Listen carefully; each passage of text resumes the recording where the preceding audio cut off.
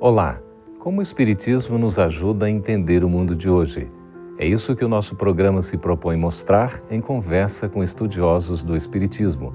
E o tema do nosso programa de hoje é doação de órgãos. Prepare-se, Entre Dois Mundos está começando agora.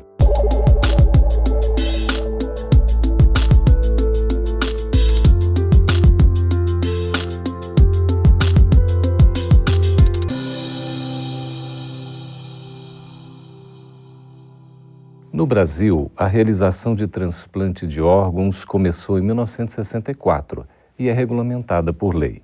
A Associação Brasileira de Transplantes de Órgãos divulgou um registro de transplantes no Brasil entre janeiro e março deste ano e os resultados são preocupantes, porque houve uma considerável diminuição em comparação com anos anteriores. Se esse quadro não mudar, muitas vidas poderão ser comprometidas.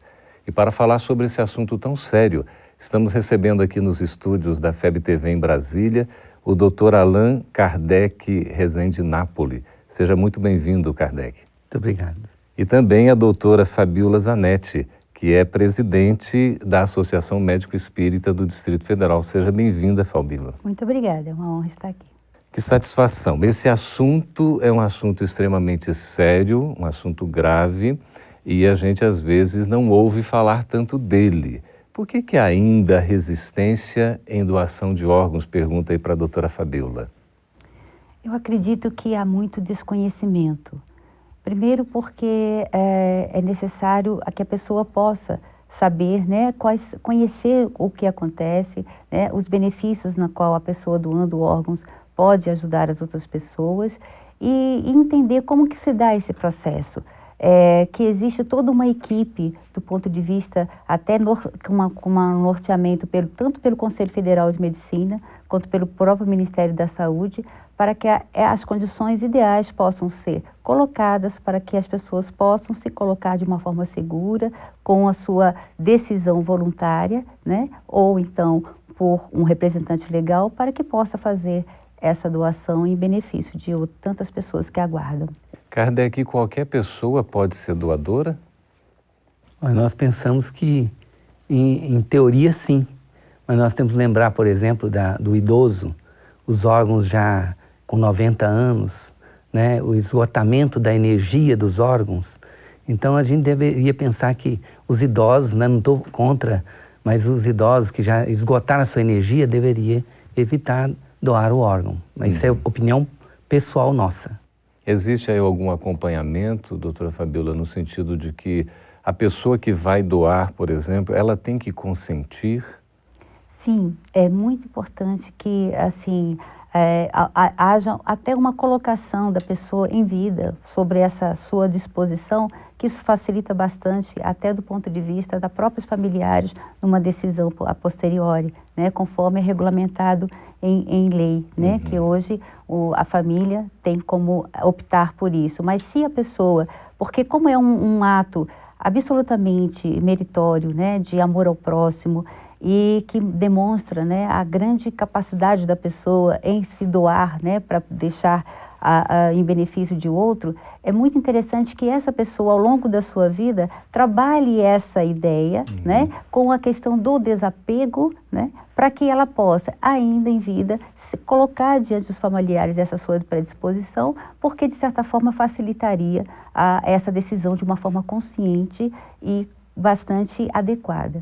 Isso que você fala é tão interessante, porque a doação, normalmente, quando é uma coisa física, material, é externa, né? A gente doa para o outro do que às vezes está nos sobrando.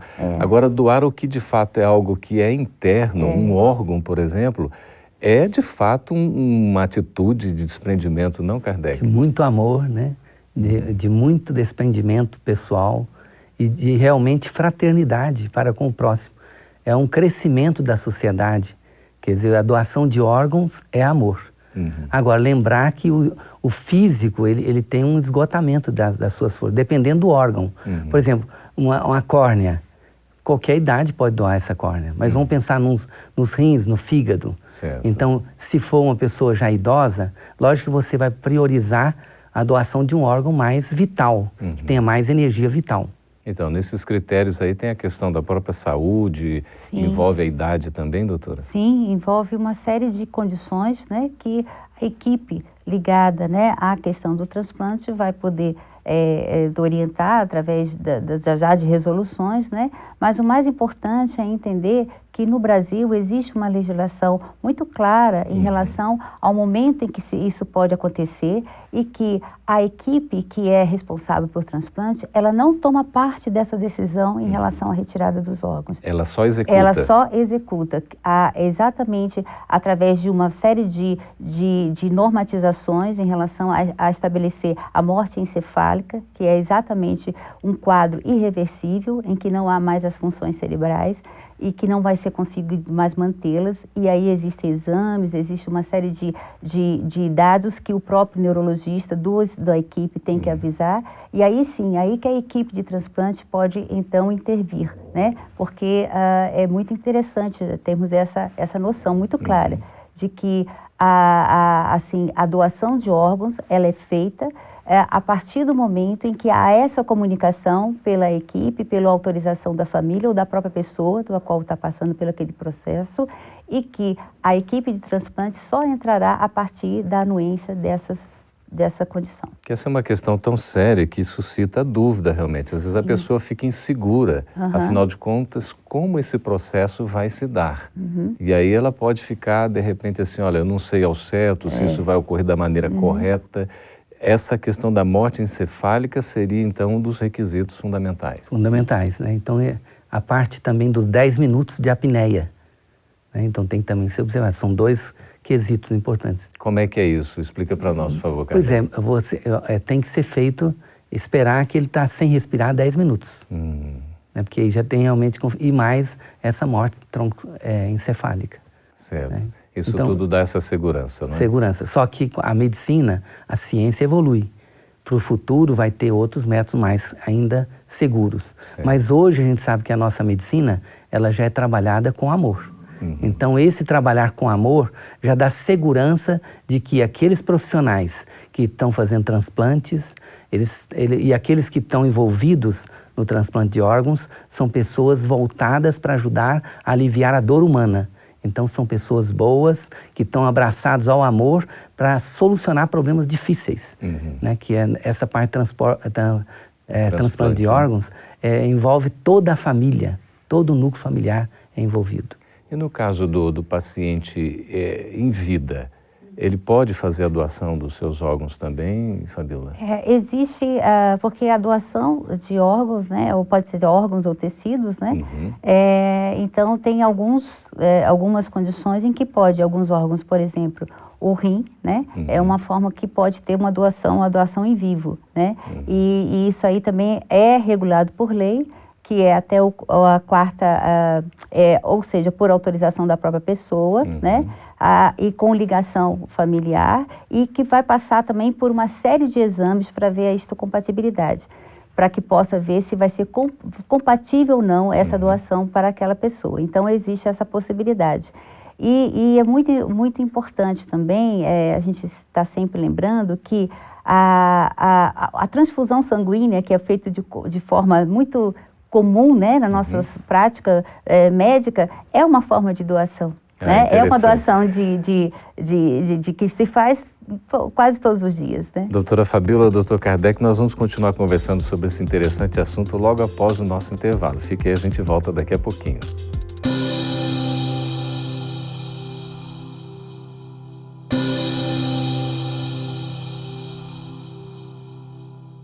Estamos de volta com o programa Entre Dois Mundos, conversando sobre doação de órgãos.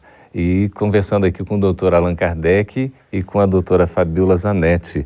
A doutora Fabíola falava a respeito do ato da transfusão sanguínea também ser um ato de doação, Sim, não é isso? Com certeza. Isso de uma forma muito tranquila, né? Já está muito bem estabelecida, e entender que tem determinados órgãos que têm que ser doados, né?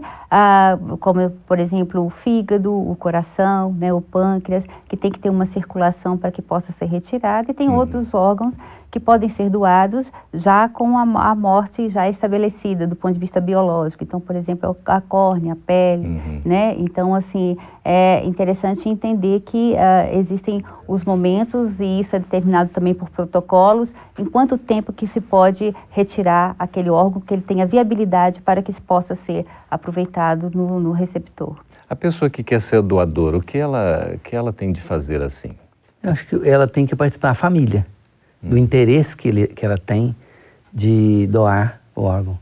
Mostrar, né, para a família o quanto que aquilo para ela é importante. Porque aí vai ter um representante da família para ser o responsável naquele momento.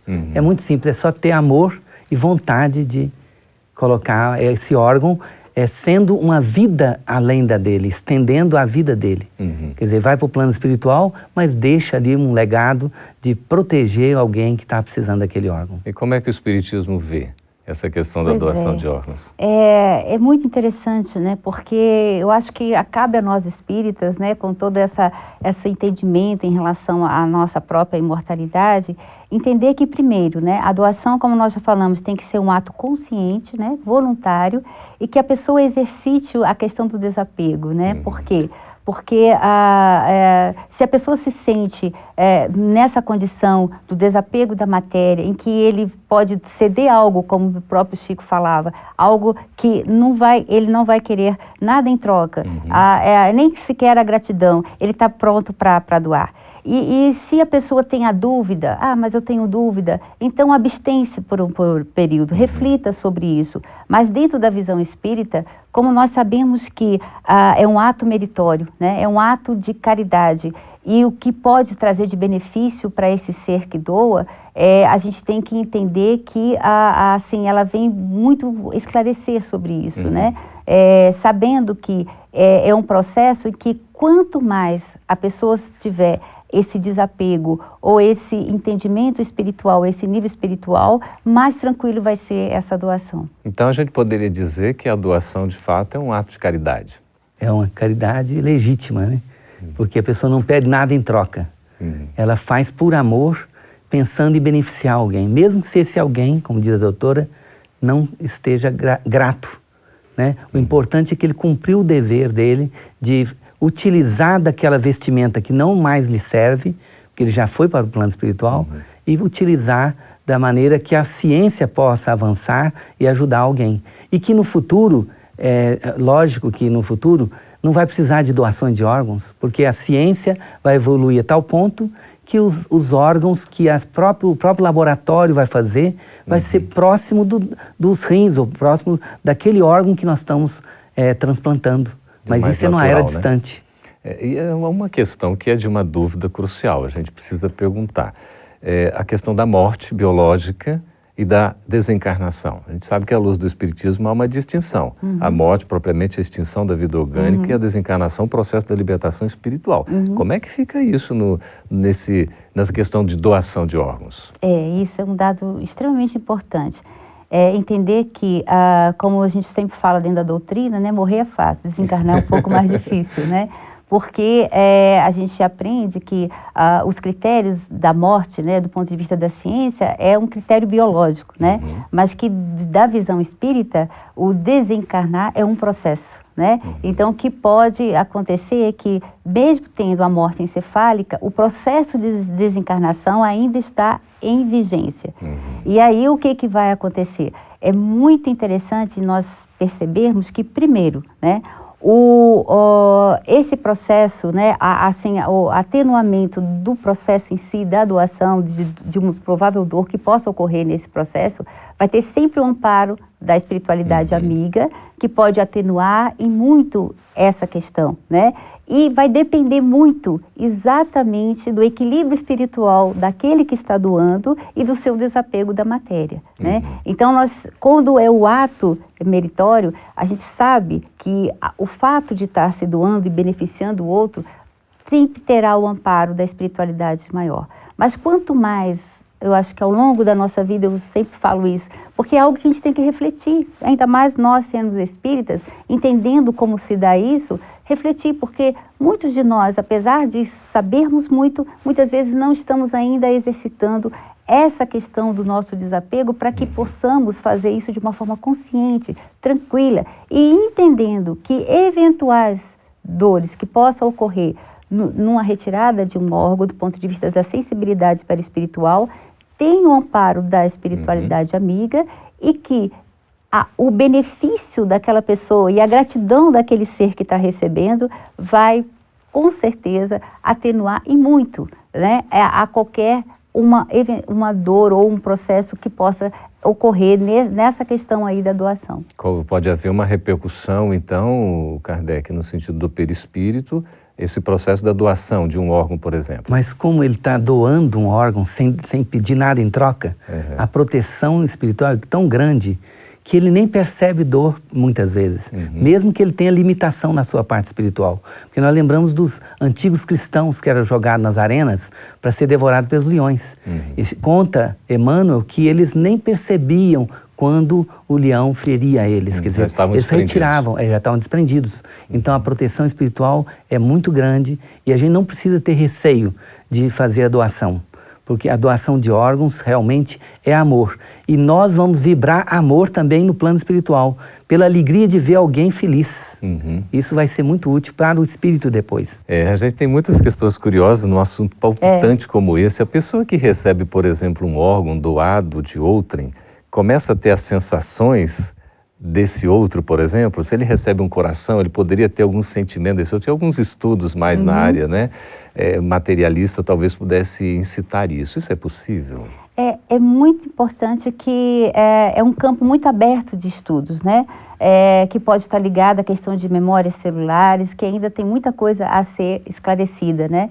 Mas é interessante que se houver uma sintonia mental, né, entre que pode por uma série de condições que pode haver, né, dependendo do doador ou daquela sintonia, pode haver uma certa influência nessa questão, sim, né, de uma interferência, mas que só acontecerá se houver realmente uma sintonia entre aquele padrão vibratório entre o receptor e o doador. Mas nada que vai determinar, né, doutora, a ação dele e tal, a responsabilidade? Sim, claro, claro. Porque, né, o comandante do corpo é o espírito. É o espírito. Então, se ele recebe um órgão, coração, por exemplo, né, que é o órgão que os chineses chamam da emoção, que é o coração. É a parte mais importante nossa no sentido da emotividade, entre aspas, né? Mas o coração, ele é um órgão e que vai receber a imantação do comando do espírito. Então, o corpo físico recebe o impacto do seu corpo físico e harmoniza aquela região do coração. Muito bem. Nós vamos para um breve intervalo, já encerrando aqui o nosso segundo bloco, já para atender as perguntas dos nossos espectadores. Fique aí, a gente volta daqui a pouquinho.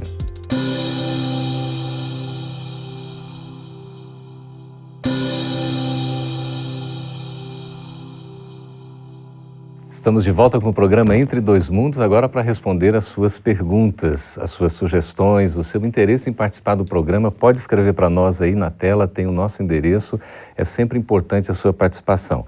Doutor Allan Kardec, doutora Fabiola Zanetti, Maria Helena de São Paulo perguntando o seguinte: não desejo doar meus órgãos, pois acredito que no plano espiritual sentirei a dor da retirada desses órgãos. Isso acontece? A gente já conversou um pouquinho sobre isso, mas para esclarecer efetivamente. Ela não precisa ter receio disso, porque acima de tudo isso tem essa proteção espiritual que nós referimos. Então Deus está presente naquele momento, amparando a ela através dos benfeitores queridos, que nós chamamos de medicina celeste, que está acima da medicina terrestre. Mas que esse receio procede, porque o perispírito, que é o corpo espiritual, ele tem as sensações realmente das dores e tal, mas ela vai ter o alívio necessário e ela vai vencer, porque o amor vence a multidão de pecados, quer dizer, então nós conseguimos vencer através do amor. É um ato também de desprendimento, né? A gente se liberta com isso, né? Com certeza. Pode falar. E acho interessante também colocar que o benefício da pessoa que recebe aquele órgão faz com que supere essa questão. Então, aquilo vai superar essa possibilidade, até pelo amparo espiritual, mas principalmente pela alegria de perceber que doou e que foi beneficiado. É muito interessante que nas cartas psicografadas por Chico Xavier, no livro que fala sobre o processo de morrer, da doutora Marlene Nobre, cita alguns casos de espíritos que doaram, né? E que um deles, né, que doou o coração, no momento, porque foi a família que fez essa doação, ele sentiu o impacto daquela dor naquele momento, mas aí houve o amparo da espiritualidade amiga para que ele pudesse atenuar aquele impacto, e quando ele foi esclarecido a respeito daquela doação e o benefício, ele agradeceu, porque ele realmente se sentiu muito feliz e sentia no corpo espiritual o coração bater de forma forte e pulsante. Que maravilha. Rosângela Veiga, do Porto Alegre, no Rio Grande do Sul, pergunta o seguinte: minha mãe doou o órgão quando desencarnou, e essa atitude me trouxe como exemplo.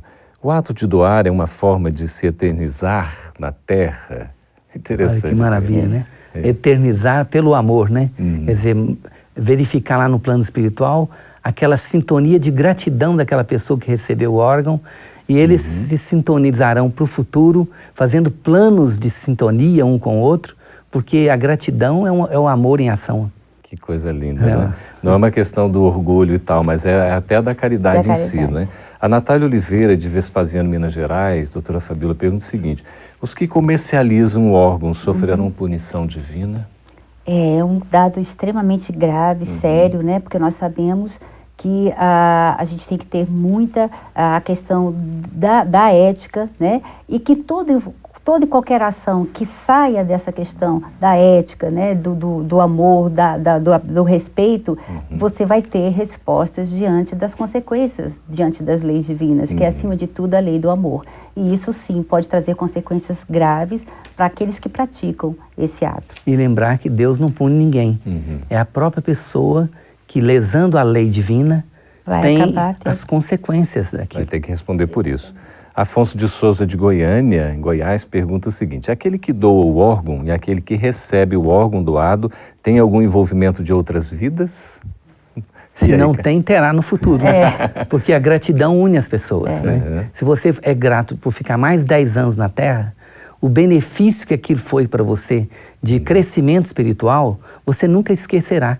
É interessante. Mesmo sendo anônimo, a pessoa pode saber, mas os laços existem. Claro, os laços ficam, porque foi um ato que ligou duas pessoas, né? Muitas vezes por amor mesmo. Que maravilha. Joana Graça, de Salvador, na Bahia, pergunta o seguinte: se eu optar por doar meus órgãos, vou ter alguma proximidade com a pessoa que recebeu meu órgão na próxima vida? Está bem semelhante a essa, né? Quer dizer, eu acho que há uma ligação pela questão de ter doado, mas não necessariamente. Quer dizer, eu acho que assim, a providência divina sabe muito bem, né? Quer dizer, isso muitas vezes a gente não vai determinar, mas o fato que eu acho que é mais importante, que deve motivar as pessoas, é o bem pelo bem, né? E que, de certa forma, seja com essa ligação posterior ou não, ela fez uma atitude que pode, vamos dizer assim, servir de exemplo, beneficiar uma pessoa, e que, de certa forma, pela lei de amor, elas vão estar sempre ligadas, vão estar sempre... Então, eu acredito que, mais do que isso, da gente ficar tentando...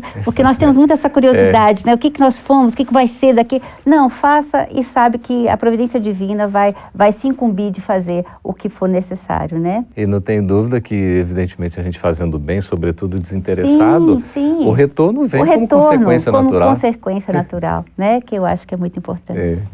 Kardec, o Cláudio Rodrigues, aqui, Duque de Caxias, no Rio de Janeiro, pergunta o seguinte: no caso de transplante de coração, o que recebeu o órgão passa a ter as sensações daquele que doou?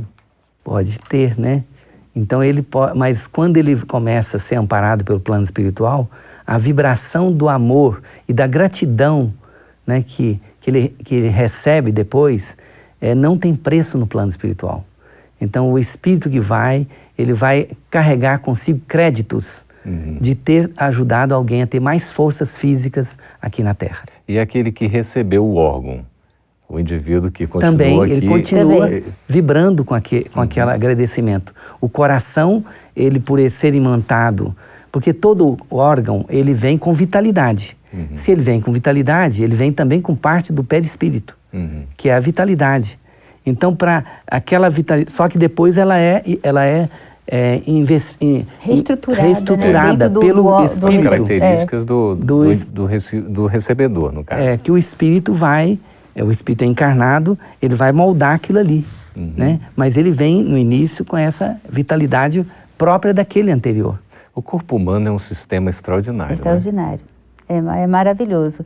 E nós percebemos isso, né? Que a questão da sintonia, né? Ou como a gente faz a compatibilidade, né? Do órgão físico, quem sabe, né? Que a questão da evolução da ciência, para mostrar também essa questão dessa sensibilidade, né? De um corpo sutil e nessa reestruturação, quem sabe pode fazer uma compatibilidade de sintonias também nisso, né?